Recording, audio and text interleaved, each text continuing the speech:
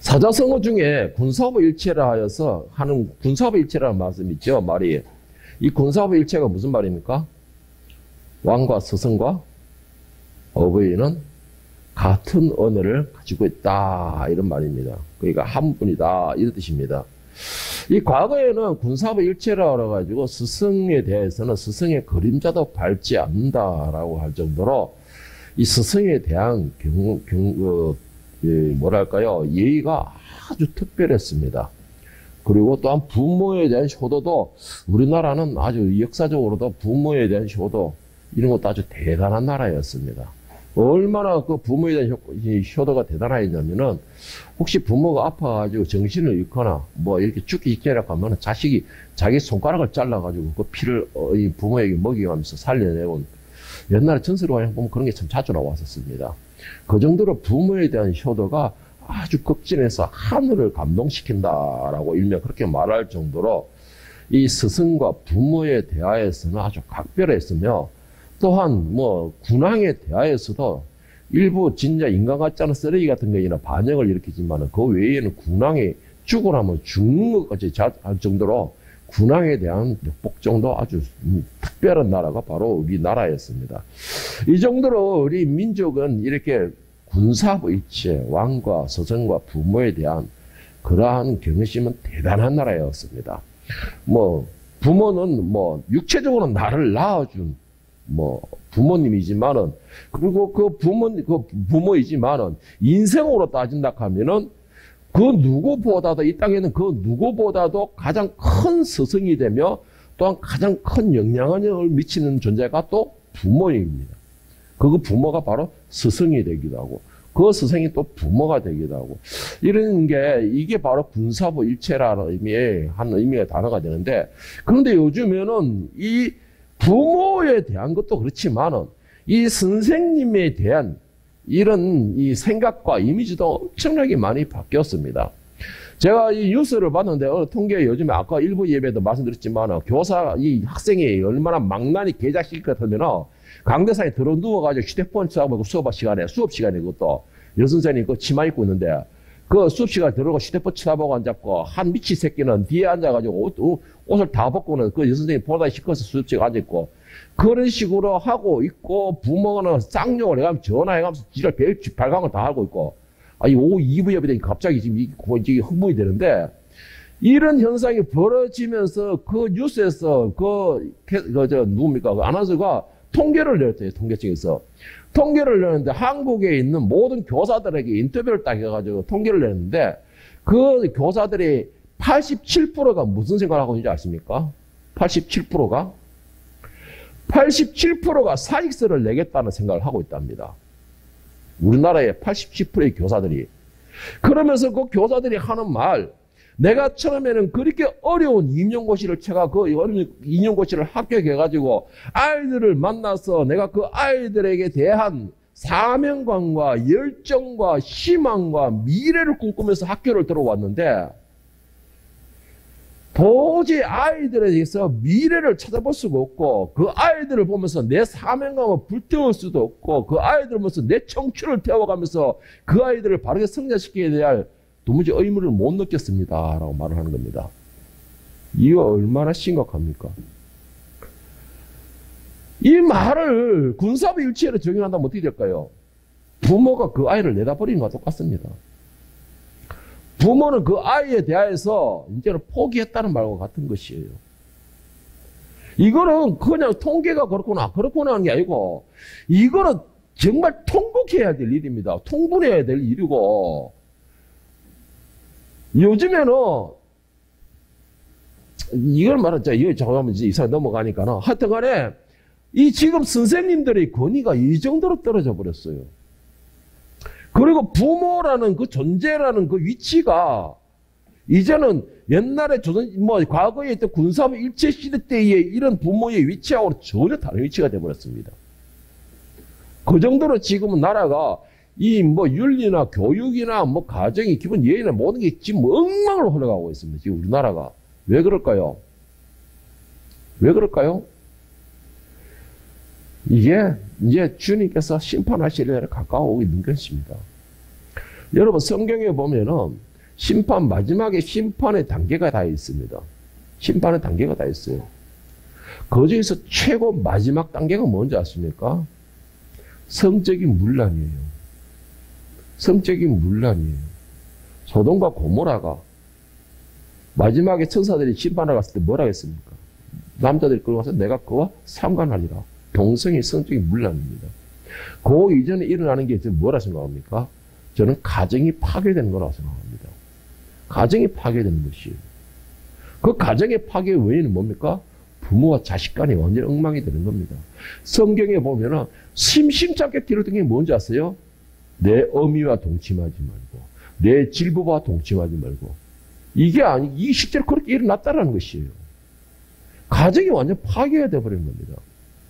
그렇게 되다 보니까 자식들도 부모를 알기를 우습게 하는 것이죠. 우습게 하는 거, 요즘에는 부모가 어떤 존재냐? 내가 먹을 수 있게끔 양식을 제공하고 내가 필요할 때 돈을 대주고 이런 하나의 자기의 몸종으로 생각하는 게 부모예요. 요즘에는 아이들이. 잠언서 5장 12절 14절에 보면 오늘날 자녀들과 제자를 당하여 이렇게 말을 하고 있습니다. 이거 세번역으로 제가 읽어드렸는데 마침내 너의 몸과 육체를 망친 뒤에 너의 종말이 올 때에야 한탄하며 말하기를 내가 어찌하여 훈계를 싫어하였던가, 내가 어찌하여 책망을 멸시하였던가, 내가 스승에게 순종하지 않고 나를 가르친 분에게 귀를 기울이지 않고 있다가 온 회중이 보는 앞에서 이런 처절한 재난을 당하는구나 할 것이다. 스승의 말을 듣지 않고 부모의 말에 순종하지 않았던 그 제자와 자녀들이 한탄하는 소리라는 것입니다. 이게 한탄하는 소리라는 것이에요. 이 나라에 있는 모든 자녀들과 또 제자들에게 저는 이렇게 경고하고 싶습니다. 뭐 믿음이 있든 없든 신앙생활을 하든 안 하든 예수를 믿든 안 믿든 모든 자녀와 제자들에게 제가 이렇게 말하고 싶어요. 경고를 하고 싶어요.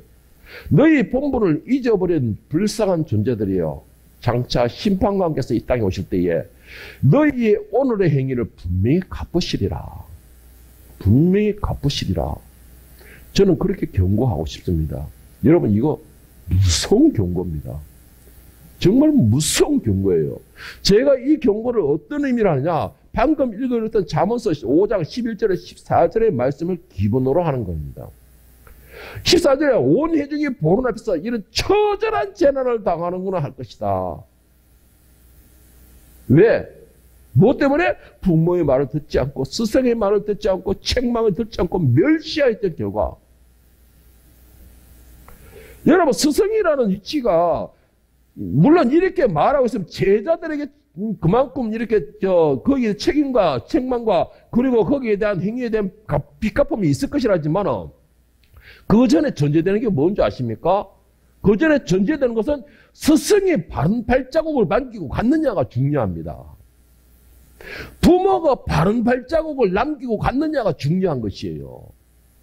부모와 스승이 바른 발자국을 남기고 갔다 하면 그 발자국을 보고 가는 자녀들과 제자들은 부모의 그 발자국을 밟고 가는 것입니다. 그런데 부모와 스승이 그 발자국을 제대로 남기지 못하였다면 자식들이 따라가고 싶어도 따라가지 못하는 것이에요. 그러라 놓고 자식들에게, 그 제자들에게 왜 안 따라오느냐 말을 할 수는 없는 거죠. 스승이 제대로 가야 되죠. 이런 말 있죠. 우스갯소리로 걔가 그 자기 새끼 보고 바르게 걸어라 하니까 그러니까 자꾸 걔가 바르게 건다고 바르게 가는 게 옆으로 걷는 거예요. 그러니까 그 걔가 하도 성질 나가지고 새끼 걔가 엄마가 한번 보여주세요 했더만 엄마가 그래 이렇게 걷는 거야 하고 지가 옆으로 걸어가고 있다는 겁니다. 지가 옆으로 걸어가고 있다는 거예요. 엄마도 걸어가고 있네. 그러니까는 그냥 포기하자, 우리가 걷는 거는. 자기가 앞서가는 사람이, 볼을 보이는 사람이 바로 걸어가야 되는 거예요. 정상적인 발자국을 남겨줘야 되는 거예요. 그래야지만 그 발자국을 보고서 따라가는 제자들이나 자녀들이 그 발자국을 밟고서 가는 겁니다. 우리는 무엇이 어떻게 되는 건지 모두 뒤죽박죽이 돼가 있어요. 한마디로 진짜 스승도 스승 역할을, 자리를 찾지 못하고 있고 제자들은 스승을 알기를 그냥 우스갯소리라고 했어요. 자기들의 그냥 몸종, 자기들의 만족을 위해서 있는 존재가 바로 스승과 부모님이라고 있다는 거지요. 오늘 본문에 보면 엘리야와 엘리사가 나오고 있습니다. 엘리야와 엘리사는 바로 스승과 제자 사이입니다. 먼저 엘리사는 스승인 엘리야와 비교해 봤을 때에 엘리야는 성경에 알고 있는, 제가 알고 있는 엘리야는 제가 그 당시에 살아보지 않아가지고, 보지 않아가지고 잘 모르겠는데, 성경을 기초로 해서 봤을 때 엘리야는 정말 떼꼬지꼬지한 사람이었어요. 머리도 장발에다가 누더기에다가 옷도, 누더기 옷, 진짜 우리 오늘 현대사로 따지보면은 거의 노숙자 비슷한 비쩍 말라 꼬스라 떠져가지고, 그런 사람이 바로 엘리야였습니다. 볼품 없는 사람. 뭐 대표적으로 예를 든다면은, 가뭄에서 비가 오게 기도할 때 엘리야가 어떻게 기도했다 했습니까? 머리를 물에 쳐박았다 그랬어요. 제가 그래서 시절 해봤어요. 나는 지금 딱 깨어나도 그게 안 되더만요, 그게. 그만큼 비쩍 말랐다는 뜻입니다. 그런데 거기에 비해서 엘리사는 어떤 사람인 줄 아세요? 열왕기상 19장 19절 20절에 보면 엘리사의 그 집안 내력을 이야기하고 있습니다. 엘리야가 거기서 떠나 사바스의 아들 엘리사를 만나 그가 12개리 소를 앞세우고 밭을 가는데 자기는 12째 게리소와 함께 있더라. 그가 소를 버리고 12째 게리소에 있더라. 20절, 그거 이상이 돼요. 20절에 그가 소를 버리고 엘리야에게 달려가서 이르되 청하건대 나를 내 부모와 입맞추게 하소서. 그리한 후에 내가 당신을 따르리다. 엘리야가 그에게 이르되 돌아가라. 내가 너에게 어떻게 행하였냐 하니라. 자, 이 말이 왜 나오냐? 엘리사가 소 12결의를 갖다가 들고서 이거 밭을 가는 걸 보고서 엘리야가 아무 말도 안 했어요. 아무 손짓도 안 했어요. 다만 자신이 겉옷을 벗어서 엘리사에게 던졌습니다. 그랬더니 엘리사가 그 겉옷을 받아가지고 나온 대답이 이거였습니다. 이거였어요. 자, 12결의 소라고 하면 몇 마리인 줄 아세요? 요즘 농촌에서 소 한 마리만 있어도 그 사람 그래도 기본으로 농사 짓는 사람이다 하고 나오겠죠. 그리고 저 사람 거의 과거에는 소 한 마리만 가지고 있어도 저 사람은 그래도 부한 농부다 이런 소리를 들었습니다. 그런데 12결의를 엘리사가 소를 가지고서 밭을 갈고 있었다 이랬습니다. 12결이라는 것은 12상을 보고 말합니다. 12상이면 몇 마리죠? 24마리예요. 24마리입니다. 그러니까 엘리사는 밭을 안 가는 24마리를 사용해서 밭을 갈 정도로 그는 부유한 사람이었다는 뜻입니다. 그리고 그 사람은 그나마 유지 속에 들어가 있었다. 이런 말인 것이에요. 그런데 그런 엘리사에게 때가 깨쩍깨쩍하고 너 비쩍 말라 골아떠져가지고 머리는 장발이 돼가 누떡지는 그런 웬 노숙자 같은 사람이 겉옷을 던지더라는 거예요. 엘리사한테. 그런데 엘리사는 두 말하지 않았다는 겁니다. 엘리야도 두 말하지 않았다는 것이에요. 겉옷을 받아가지고 내 부모와 입맞추게 하소서. 이 말이 무슨 말이냐면 작별인사라는 겁니다. 작별인사. 다시는 못 만날 수 있는 그 부모에게 작별인사하는 것이에요. 그리고는 엘리사 그를 따르겠나이다 했는 것이에요. 자, 여러분 여기에서 엘리사가 만약에 엘리야의 모양만 보고 모습만 보고서 안 따라갔다면 어땠을까요? 그는 성경의 위대한 선지자로 남지는 못했습니다. 그런데 엘리사는 어떻게 했어요? 엘리야의 그 외모가 아닌 그 사람을 보고서 쫓아갔습니다. 쫓아가서는 오직 엘리야를 섬기며 그 엘리야의 발자국만 그대로 밟고 갔어요. 엘리사는 그런 사람이었습니다. 엘리사가 엘리야를 쫓아가는데 어디까지 쫓아갔는 줄 아십니까? 어디까지 쫓아갔을 것 같아요? 엘리사가 소 12개리로 가지고 밭을 가진 대로 어마어마한 부와 명예를 가진 사람이 그때 깨째한 노숙자와 같은 그 엘리야를 쫓아가는데 어디까지 쫓아간 줄 아세요? 오늘 본말씀 2장 2절에서 2절과 4절과 6절에 보면 똑같은 말씀이 반복되게 나옵니다. 어디까지 쫓아가느냐? 자, 똑같은 말씀이 나오는데 2절, 4절, 6절 말씀을 보면서 대표적으로 2절만 제가 한번 읽어드릴게요. 엘리야가 엘리사에게 이르되 청하건대 너는 여기 머물라 여호와께서 나를 베델로 보내시니라 하니 엘리사가 이르되 여호와께서 살아계신가 당신이 영원히 살아있음을 두고 맹세하니 내가 당신을 떠나지 아니하겠나이다 하는지라. 이에 두 사람이 베델로 가니라. 이 내용이 4절에도 똑같이 반복되고 6절에도 똑같이 반복됩니다. 똑같이 반복돼요.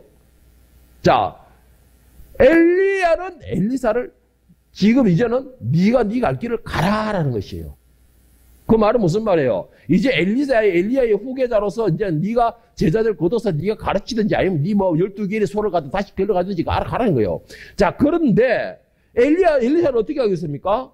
떠나지 않겠다는 거예요. 여호와의 이름을 가지고 떠나지 않겠다. 누구야 이게? 엘리야. 스승인, 나의 스승인 당신에게서 떠나지 않겠습니다. 라는 거예요. 그런데 중요한 것이 있어요. 3절과 5절 말씀에 똑같은 말씀이 또 나오는데 뭐냐? 엘리야의 이제는 죽음을 말하고 있는 장면이 나옵니다. 죽음을 말하고 있는 장면이 나와요. 그러면은 2절과 4절과 6절의 말씀에 나왔던 엘리사의 고백은 3절과 5절의 말씀을 기준으로 볼 때 엘리야가 죽을 걸 알고 있었다라는 것이죠. 죽을 걸 알고 있었다라는 것이에요. 이제 마지막이라는 것을 알고 있었다라는 것입니다. 그거는 엘리사뿐만 아니라 엘리야를 쫓고 있던 모든 제자들이 똑같이 알고 있었습니다. 자, 그런데도 엘리야는 어디까지 쫓아갔습니까? 어디까지? 죽는 데까지.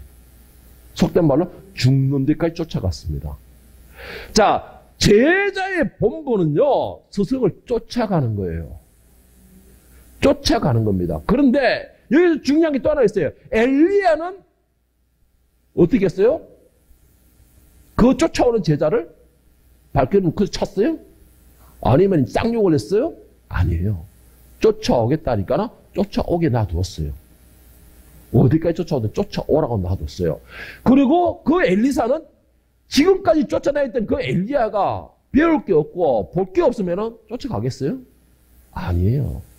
안 쫓아가지. 그러나 엘리사가 봤던 그 스승인 엘리야는 자기가 끝까지 목숨을 걸고 쫓아가야 할 대상으로 여겼던 것이죠. 엘리야는 그런 모습을 보였던 것입니다. 어떻게? 하나님을 향한 열정과 그의 사명을 지키고자 하는 그 본분을 감당하고자 하는 그 마음을 엘리사는 봤던 것이고 그것을 끝까지 이어받기 위한 쫓아감이 일어났던 것입니다. 어디까지 쫓아갔느냐? 오늘 본문에서 9절 11절을 다시 한번 보겠습니다. 그놈의 엘리야가 엘리사에게 이르되 나를 너에게서 데려감을 당하기 전에 내가 너에게 어떻게 해야 할지를 구하라. 엘리사가 이르되 당신의 성령이 역사하시는가 갑절이나 내게 있게 하소서 하는지라. 이르되 네가 어려운 일을 구하는도다. 그러나 나를 내게서 데려가시는 것을 내가 보면 그 일이 너에게 이루어지리라. 그렇지 아니하면 이루어지지 아니하니라고 두 사람이 길을 가며 말하더니 불수레와 불말들이 두 사람을 갈라놓으며 엘리야가 회오리 바람으로 하늘로 올라가더라. 저는 이 말씀을 보면서 이런 생각을 해봤어요. 아니 엘리사가 엘리야의 성령의 영감을 갑절이나 달라는 것이 이게 욕심인가? 아니면 질투인가? 여러분이 생각할 때는 어떻게 생각합니까? 엘리사가 왜 엘리야에게 이런 요구를 했을까요? 당신의 성격을, 당신의 성령에 대하여 내가 갑절의 능력을 가지고서 나는 당신보다 더 유명해지기를 원합니다. 나는 당신보다 더 큰 능력을 가지기 원합니다. 이런 욕심일까요? 여러분, 이거는 사람들만 생각이 달라요. 그런데 저는 이 말씀을 가만히 보고 오늘 또 이 말씀을 준비하면서 느낀 거, 이거는 엘리사의 욕심이 아니라고. 욕심이라고 보지 않습니다. 뭐라고 보느냐? 엘리야의 그 길을 그대로 내가 이어받기를 원합니다라는 것이죠. 스승의 그 사명과 본분을 내가 그대로 이어받기를 원합니다. 그대로 내가 따라가기를 원합니다. 스승이 가던 그 길을 거기서 멈추고 내 길을 따로 만들어가는 것이 아니고 스승이 그 가던 길을 나는 계속 가기를 원합니다. 저는 이걸 이렇게 받아들였어요. 그러니까 그 말에서 다시 말해서 뭐냐? 엘리야가 엘리사에 보기에는 스승으로서는 가장 완벽한 길이었다는 것이죠. 그리고 제자인 엘리사가 봤을 때 스승이 갔던 그 길만 따라가면은 나는 하늘의 영광, 하나님께 정말 기쁨을 드릴 수 있는 그 길을 가는 것이다 라고 자기 나름대로 결론을 그려내린 것입니다. 그런데 스승의 그 영감을 가지고서 스승의 그 영감에서 그 발자취를 따라간다는 게 제자로서 쉬울까요? 나는 절대 쉽지 않다고 생각합니다. 스승의 길을 가는 데에 제자가 어떻게 그 스승의 길을 감히 따라가겠습니까? 그러니까 내가 죽으나 사나 그 길만 따라가기를 원하니까 그러기에 내가 스승보다는 더 힘이 부족하니까 나에게 스승의 힘에 더 강한 힘을 주시옵소서. 그러면 내가 그 길을 그대로 따라갈 수 있을 것 같습니다. 저는 이래 받아들여진 거예요. 이게 이래 받아들여진 거예요. 자, 제자 엘리사가 스승인 엘리야의 그 성령 영감을 갑절이나 주시옵소서라고 했을 때에 그리고 엘리야가 거기 가기 전에 홍해 바다를 요단강을 갈랐어요. 갑절이라 받았으면 엘리야는 요단강을 갈랐지만은 엘리사가 갑절을 받았으면은 요단강을 말려버려야 되잖아요. 그게 정상이잖아요. 그런데 똑같이 갈라지는 역사밖에 안 일어났어요. 그것을 볼 때 뭐였어요? 나는 당신의 길을 쫓아가는 데에 당신의 힘 가지고 나는 도저히 내가 자신이 없습니다. 그러니까 당신이면서 더 강한 힘을 주셔서 나는 당신의 그 사명을 내가 그대로 이어받고 쫓아가기를 원합니다. 저는 이 말씀을 보면서 이런 고백을 받아들인 것입니다. 여러분, 제자들을 봤을 때에 스승의 그 길을 쫓아가기를 원합니다. 얼마나 그 스승으로서는 정말 뿌듯하겠습니까? 얼마나 뿌듯하겠어요. 그런데 중요한 거는 스승이 어떤 모습을 보였냐는 것입니다. 제자에게 어떤 모습을 보였냐는 것이에요. 과연 제자들을 봤을 때 나의 스승은 정말 존경스러운 선생님이다. 정말 나의 부모님은 정말로 내가 사랑하고 내 모든 것을 다 섬길 그런 부모님이다. 나는 그 발자국을 밟고서 그대로 그 발자국에 내 발자국을 맞춰서 걸어갈 것이다. 라는 평가를 보이기 위해서는 그 앞서가는 사람, 부모나 스승은요, 정말 피눈물 나는 노력을 해야 됩니다. 피눈물 나는 노력을 해야 돼요. 오늘 제가 일부에서 그랬죠. 버리려 정말 사랑하십니까? 사랑합니다만 버리세요 라고 했잖아요. 앞서가는 스승이나 부모는 버려야 돼요. 그거를. 나의 자존심, 내 명예요, 내 권력, 내 물질, 내가 잘 사고자 하는 내 생각, 모든 걸 버릴 수 있을 때 따라오는 제자들이 그 발걸음을 맞출 수가 있습니다. 그 발걸음을 맞출 수가 있어요. 그런데 내가 이걸 가지고서 내 자식들에게 물려줘야지, 내 제자들에게 물려줘야지. 그러면 그 발자국 제자들 절대로 못 따라갑니다. 못 따라가요. 그러니까는 그 스승들 입장으로서는 그 제자의 그 엘리사가 그것을 자기의 발자국을 밟고 오겠다는 것에게 얼마나 1년은 노력을 했을까요? 얼마나 노력을 했겠을까요? 여러분, 스승 중에서 가장 모범이 되는 스승이 누군지 아십니까? 가장 모범이 되는 스승이 예수님이십니다. 이 땅에 있는 그 어떤 스승님보다 가장 완벽한 스승님이 예수님이세요. 예수님은 만왕의 왕이시고 또 대제사장이시며 메시아이시고 또 그 어떤 스승들보다 더 스승이신 분이 예수님이십니다. 그런데 이 예수님은 자기를 위해 권위를 세우고 명예를 세우고 군림하려고 이 땅에 오신 것이 아니었다고 했습니다. 그러면서 어떻게 해요? 섬기러 왔다라고 했습니다. 섬기러 왔는데 그냥 나는 말로만 섬기겠다. 나는 말로만 이렇게 하더니 너희가 이렇게 해라. 너희가 저렇게 해라. 이렇게 하신 게 아니었어요. 항상 예수님 말씀은 이와 같이 하라. 뭐예요? 보여주신 것입니다. 보여주시고 이와 같이 하라. 요한복음 13장 12절에 15절에 보면 예수님의 섬김에 그의 사람들 대표적인 예화로 되는 게 장면이 나옵니다. 뭐냐면 제자들의 발을 씻기는 장면이 나와요. 그들의 발을 씻기신 후에 옷을 입으시고 다시 앉아 그들에게 이르시되 내가 너희에게 행한 것을 너희가 아느냐? 너희가 나를 선생이라 또는 주라 하니 너희 말이 옳도다. 내가 그러하다. 내가 주와 선생이 되어 너희 발을 씻었으니 너희도 발을 씻어주는 것이 옳으니라. 내가 너희에게 행한 것 같이 너희도 행하게 하려여 뭐랬다? 본을 보였노라. 할렐루야. 여러분들, 여러분이 다 스승님이십니다. 그리고 부모님이세요. 여러분들, 본을 보이세요. 정말 예수님처럼 본을 보이세요. 엘리야처럼 그의 평생에 오직 하나님만 붙드는 삶을 사세요. 그가 스승인 엘리야가 오직 하나님만 붙들고 오직 하나님께만 귀를 기울이고 오직 하나님의 말씀만을 그 입에서 내니까는 그것을 보고 지금까지 살아왔던 엘리사는 어떻게 하겠어요?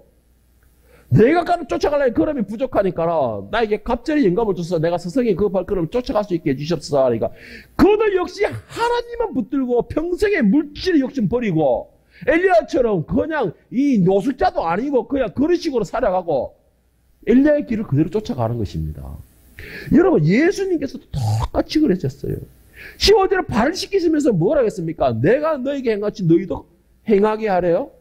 본이 보이니라. 여러분들 먼저 보이세요. 말로 하지 마시고 보이세요. 그래서 이렇게 하는 거야. 이렇게 하는 거야. 여러분, 그만큼 제자들에게 가장 모범이 되는 사람은 없습니다. 그런데 저는 이렇게도 말하고 싶어요. 내가 물론 선생님 입장에서는 일일이 다 보일 수는 없겠지만은 최소한 내가 지킬 수 있는 말을 하라는 것입니다. 내가 지킬 수 있는 말, 내가 할 수 있는 말을 하라는 것이에요. 누가 저한테 이런 말씀을 묻더라고요. 니는 네 설교대로 다 하느냐? 물론 저도 100%는 못합니다. 그러나 나는 다른 사람과 다른 게 하나 있는 거야. 나는 내가 지키지 못하면 내가 미리 신앙 고백을 합니다. 나도 솔직히 못합니다. 그래서 나도 엄청 지금까지도 기도하면서 노력하고 있습니다. 그러나 그 외에는 내가 설교한 거는 지키고 행하고 있는 것을 설교하려고 엄청나게 노력합니다. 여러분 먼저 보여주세요. 그리고 내가 하지 못하는 거를 애들은 시키지 마세요. 군대식이 아니에요. 군대가 아니에요. 뭐 닭 김사분가 뭐 그거 보니까 너 코끼리를 냉장고에 넣는 방법이 뭔지 아느냐? 인턴 보고 넣어 하면 끝나는 거야. 그거 군대 말이거든요. 군대에서 냉장고를 코끼리를 냉장고에 넣는 방법이 뭐냐? 쫄딱 한데 시키면 끝난다. 여러분 내가 되도 않는 일로 내가 윗사람이라고 시키는 걸 어리석은 짓을 하지 마십시오. 예수님께서 뭐라 했습니까? 내가 본을 보였노라. 내가 본을 보였노라. 나도 하지 못하면서 제자들에게 너 이렇게 하면 안 돼. 나도 못하는 주의 그렇게 하면 너 다쳐. 나도 못하면서 그렇게 하면 너 욕나는 거 혼나는 거야. 제자들이 비웃어요. 자녀들이 비웃어요. 오늘 1부, 2부 계속해서 제가 똑같은 말 하고 있어요. 제발 부모가 돼서 먼저 가는 사람으로서 앞서가는 사람으로 본을 보여라. 그걸 보이지 못하고 주둥이로만 하게 되면은 오히려 욕먹는다. 반항하는 것이다. 여러분, 사도 바울이 제자들에게 말한 것 중에서 정말 충격적인 말을 하는 게 있습니다. 이 사람은 도무지 어떤 사람이길래 이런 말을 하는가? 이런 질문을 하는가? 저도 오늘 부모라는 사람들과 스승이라는 사람들에게 똑같은 질문을 한번 해보고 싶은 게 있습니다. 뭔지 아십니까? 사도 바울이 질문한 것이 있어요. 고린도서 4장 16절과 또 고린도서 11장 1절과 빌리포서 3장 17절과 몇 번 이런 말이 나오는데 제가 골라서 세 구절만 제가 뽑았는데 바울 사도가 제자들에게 뭐라고 한지 아십니까? 자, 고린도서 4장 16절에는 그러므로 내가 너희에게 고난하니 너희는 나를 본받는 자가 되라 하였으며 고린도서 11장 1절에서 내가 그리스도를 본받는 자가 된 것 같이 너희는 나를 본받는 자가 되라 하였으며 빌립보서 3장 17절에 형제들아 너희는 함께 나를 본받으라 그리고 너희가 우리를 본받은 것처럼 그와 같이 행하는 자들을 눈여겨보라. 여러분 스승이 되어서 지금 스승이죠. 부모이죠. 여러분의 자녀와 그 제자들에게 너희들 나를 본받는 자가 되라. 나를 보고 따라만 와. 내 발자국만 밟고 와. 말할 자신이 있습니까? 자신 있으세요? 여러분들이 발자국만 밟고 여러분이 밟았던 그 발자국만 밟고 갔을 때 제자들이 살아난다고 성공한다고 그들이 정말로 사회에서 인정받고 그들이 정말로 하나님의 인정받고 하나님의 자녀로서 삶을 산다고 보장을 할 수 있습니까? 자신합니까? 여러분 이런 제자들에게 이런 말 하고 없으면 부모인 나도 그렇고 스승인 여러분들도 그렇고 자신을 돌아봐야 돼요. 그리고 눈물을 흘려야 돼요. 눈물을 흘려야 돼요. 나를 본받는 자가 되라. 바울사도 그렇게 말을 했어요. 그리고 예수님께서도 너희는 보고 배우라고 내가 본을 보였다라고 말을 했습니다. 내가 그렇게 못한다면 나는 스승으로서 자격이 미달되는 거예요. 나는 부모로서의 자격이 미달되는 겁니다. 제가 오늘 현대의 부모나 스승들에게 물어보고 싶은 말이 이거예요. 나를 본받는 사람이 되라라고 자신 있게 말할 자신이 있느냐? 물론 이렇게 말하고 저도 자신은 없어요. 솔직히 자신은 없습니다. 그런데 제가 오늘 이 부모 어버이날이고 스승의 날로서 공식적으로는 처음으로 제가 이 말을 할 수 있는데 제가 이 말을 내가 우리 사모님한테 한 번 이야기한 기억이 납니다. 나는 우리 딸들에게서 나를 본받아라 내 발자국을 밟고라 말 자신 없어 나도. 내 삶이 워낙 풍지박산이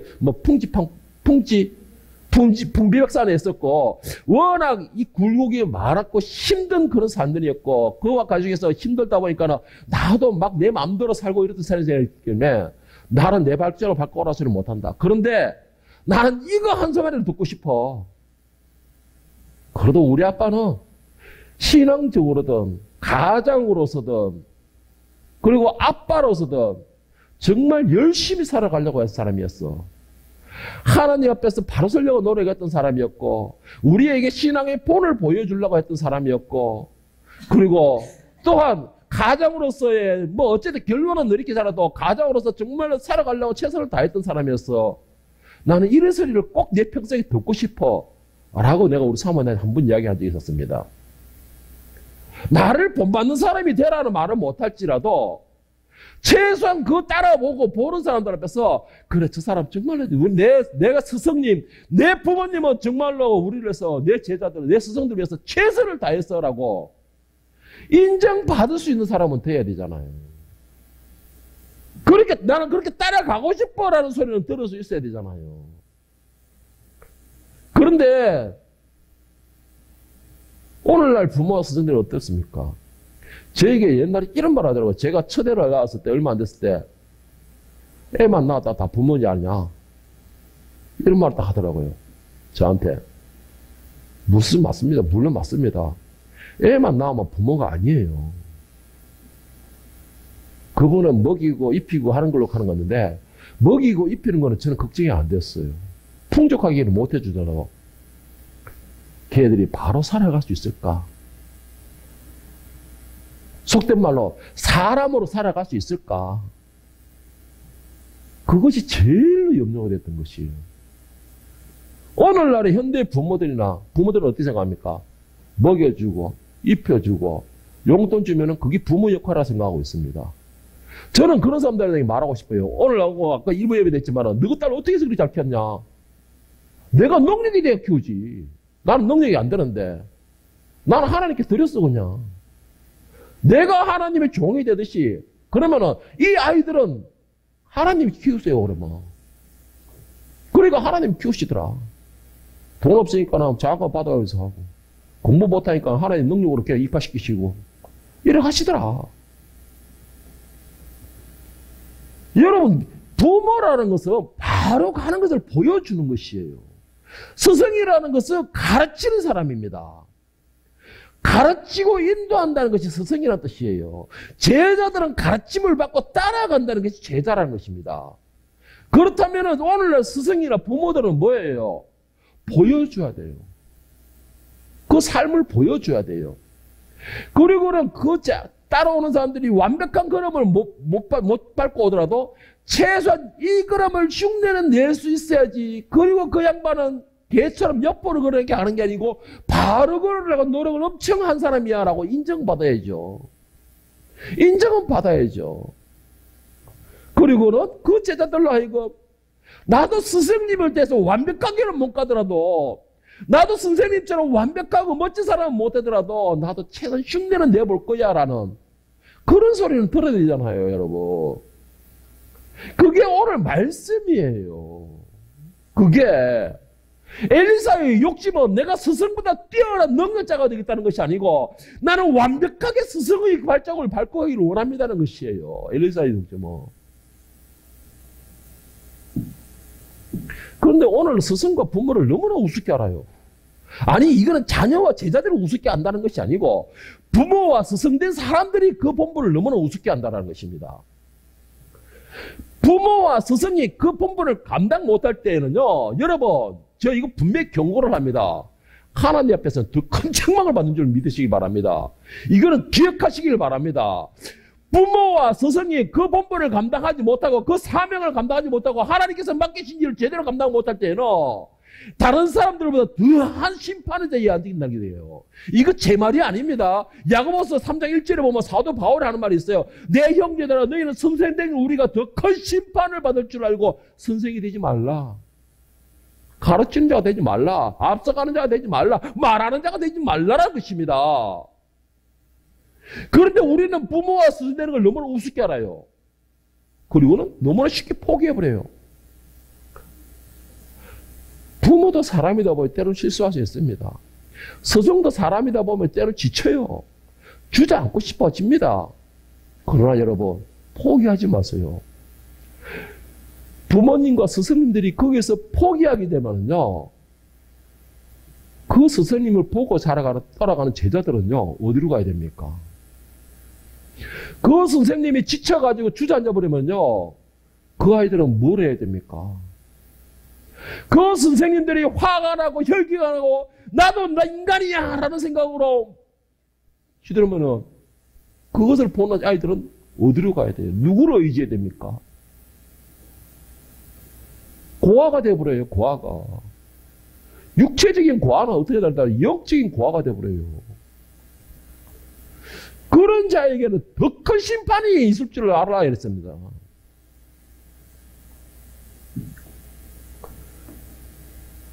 여러분, 엘리사는 엘리야를 끝까지 쫓아갔고 엘리야의 모든 사역을 가장 가까이 지켜봤던 제자 중에 가장 큰 앞서간 제자였습니다.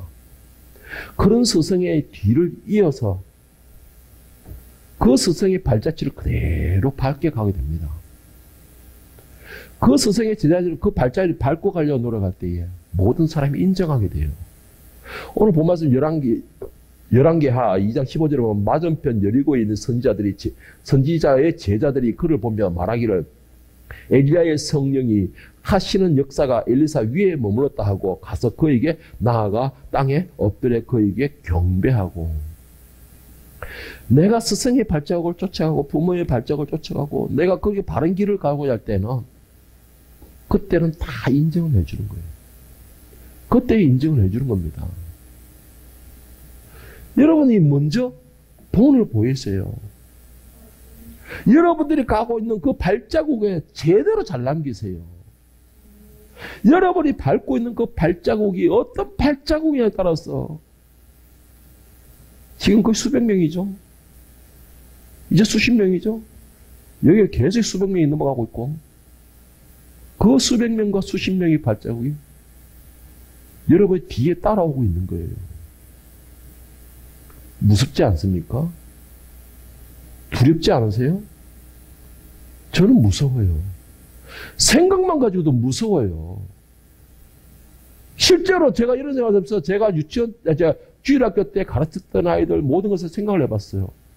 나 과연 잘 가르쳤을까? 나 과연 그 애들에게 정말 하나님 말씀 제대로 전했을까? 그 애들이 잘못 알고서 삐딱하게 나가지는 않았을까? 두려움을 가지더라고요. 제가 몇몇 내가 아는 사람들, 내가 상담했던 사람들이 신천지로 빠지니 어디로 빠질 때, 저 정말로 무지무지하게 막 겁이 나는 건 둘째 때가 화도 났지만, 화가 난 것이, 그동안에 얼마나 내가 정성을 들여서 당신들에게 그렇게 하나님 말씀을 전했는데, 이런 생각에 두렵더라고요. 나중에 그 피를 하나님 내게 돌리지 마십시오. 여러분, 안 무섭어요? 더 피부에 와닿게 제가 말씀을 드릴까요? 예, 그건 참겠습니다, 그러면. 여러분, 정말 정말 이 말씀에는 졸리는 눈으로 들을 게 아니고 두려워해야 돼요. 두려워해야 돼요. 제발 좀 부탁합니다, 여러분. 우리는 모두가 예수님의 제자입니다. 예수님의 제자고 또 예수님께 사랑받고 지명된 제자들입니다. 그렇다고 하면은 예수님께서 가시던 그 발자국을 우리도 밟을 수 있어야 돼요. 그 발자국을 그대로 밟고 갔을 때에 예수님이 가셨던 그 길에 내가 갈 수 있는 것입니다. 그리고 예수님이 밟았던 그 발자국에 내 발자국을 맞춰서 갈 때에 나를 보고 따라오는 사람도 내 발자국을 그대로 밟고 따라오는 거예요. 그러면 그 발자국이, 그 길이, 그 가는 곳이 정상적인 것이 되고 빛 가운데로 가게 되는 것입니다. 여러분, 내 발자국에 대해서 한 번씩 뒤로 돌아보세요. 내가 술 먹은 것처럼 왔다 갔다 S자가 되지는 않았는가? 내가 꼭 이 장님인 것처럼 구덩이에 들어갔다가 돌불에 처박혔다가 이런 식으로 가지는 않았던가? 내가 돌불에 처박히면 내 발자국을 보고 내 자녀들 다 넘어지는 겁니다. 내가 구덩이 빠져서 나는 어떻게 해서 건져내서 나왔어요. 그러나 내 발자국을 보고 있는 그 제자들은 다 구덩이 빠져서 살아난다는 보장이 어디 있습니까? 그렇기 때문에 두려워하는 것이에요. 그래서 여러분들과 저는 예수님의 발자국만 보고 따라가야 되는 겁니다. 예수님의 발자국만 보고, 예수님의 제자다운 모습을 가지고. 그러면 우리는 살아나는 거예요. 나만 살아나는 게 아니고 나를 보고 오는 자들도 살아나는 것입니다. 오늘 이 자리에 있는 저와 여러분은 스승의 자리나 또는 최소한 부모의 자리에 있는 사람들입니다. 그렇다면 최소한 나를 보고 따라오는 그들에게 최선을 다한 나의 스승님, 최선을 다한 나의 부모님, 이런 평가를 들을 수 있기를, 정말 이런 평가를 들을 수 있게끔, 이런 칭찬을 들을 수 있게끔, 이런 소리를 들을 수 있게끔 제발 예수님의 이름으로 간절히 축원합니다.